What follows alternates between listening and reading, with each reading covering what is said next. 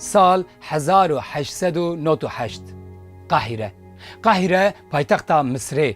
پایتختا مصر د دیروکا روزنامه‌گری و چاپمنیا کردی ده جهکی گلکی گرینگ دگره. د 22 نیسان سال 1892 دیان ده میقداد مدحت بدرخان لقاهره لپایتختا مصر به ناو کردستان روزنامه یکمین بکردی ددوشاندن. میقداد مدحت بدرخان یک روشنبیر مالباتا بدرخانیانه.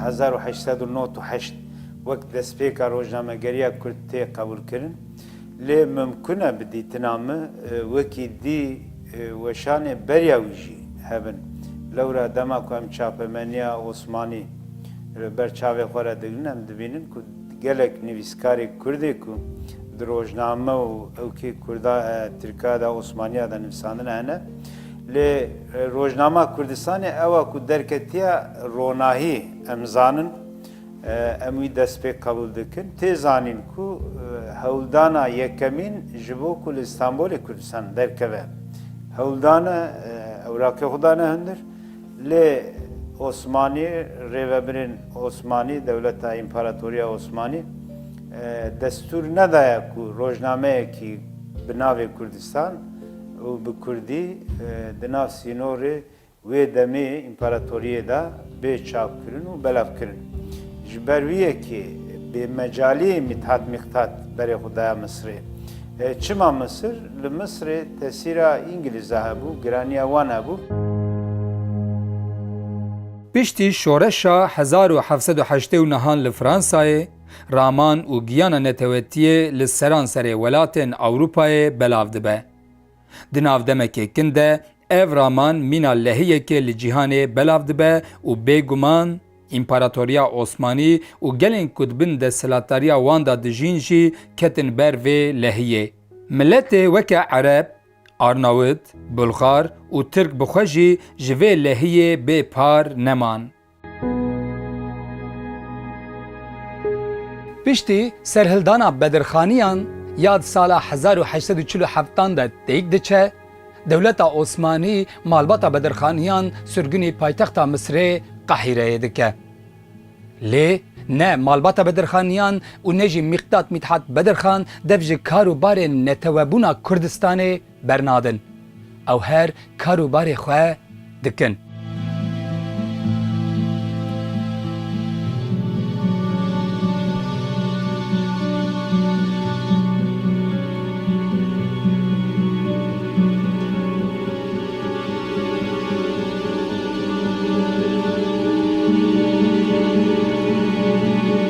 روزنامه‌گری کردیشی جارا یکم بوان خباتین میقداد بک و وشاندن روزنامه کردستان دست پیدا که.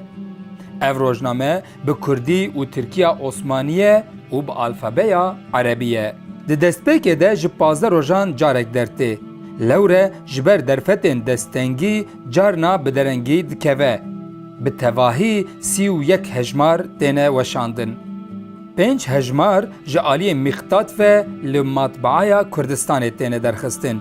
پشتی پیکوتی و ظلم و زورداری پاشای عثمانی عبدالحمید دویم هجمارن دنافبرا 6 و 19 یاندا جعالی برای میقداد عبدالرحمن بدرخان و لجنوره تینه وشاندن. دیسا جبر زخت و زورداریین عثمانیان هجمارن دنافبرا 20 و 23 یانده للندرای هجمارن دنابرا 24 و 29 ده لفولکستانه هجمارن دنابرا 30 و 31 جی لجنوره تینه وشاندن.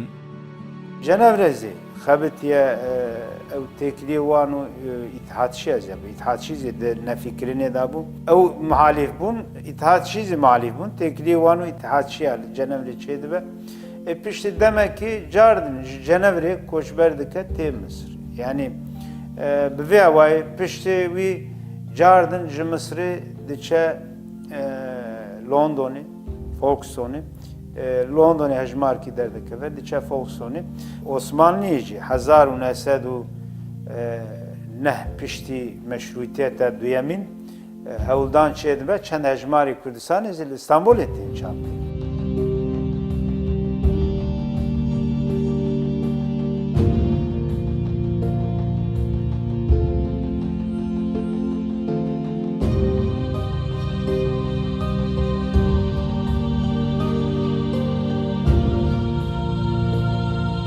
Gelê Kurd hem bi awayekî fîzîkî, bi awayekî çandî û ramanî jî dibin zilm û zordariya desthilatdaran bû.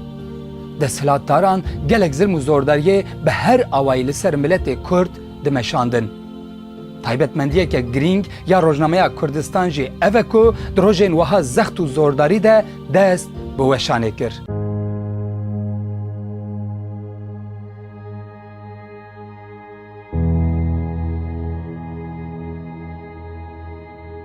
Lewre pêdiviyeke mezin a gelê Kurd bi danûstendina nûçe, ragihandin û çand û hunera xwe bi zimanê xwe hebû. Rewşenbîr û mîrê mezin ê gelê Kurd Miqdad Midhat Bedirxan ev valahî dît û bi kedeke bêhempa ev valahî bi weşandina Rojnameya Kurdistanê dagirt.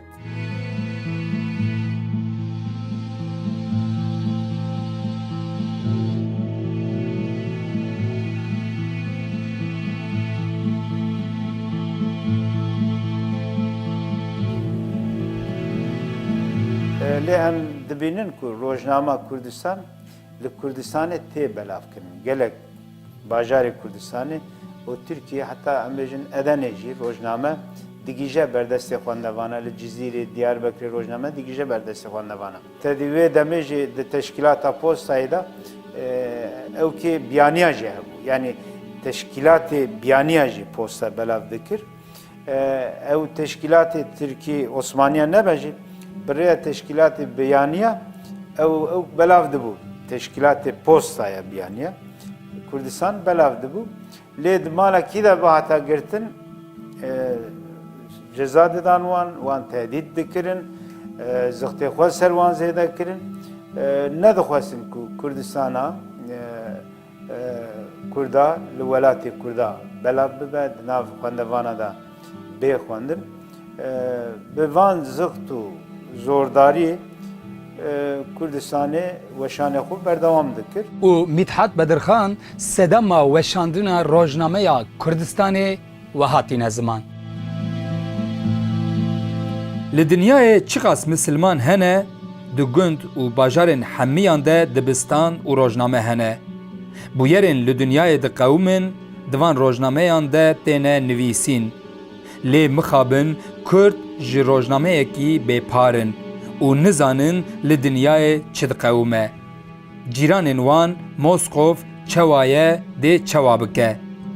Loma di rêya Xwedê de min ev rojnameya ha nivîsî. Bi îzna Xwedayê Teala ji niha û pêve ez ê her 15 rojan carek rojnameyekê binivîsim. Min navê wê kiriye Kurdistan.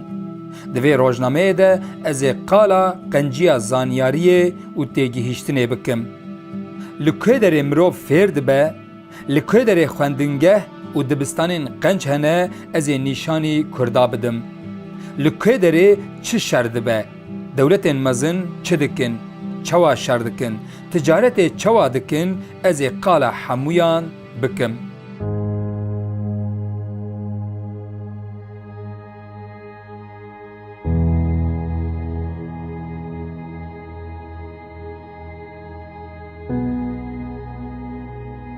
Miqdad Midhat Bedirxan di sergotara Rojnameya Kurdistan ya yekem de li ser rewşa aborî û ya civakî ya miletê Kurd radweste. Bêtir li ser van her du mijaran disekine.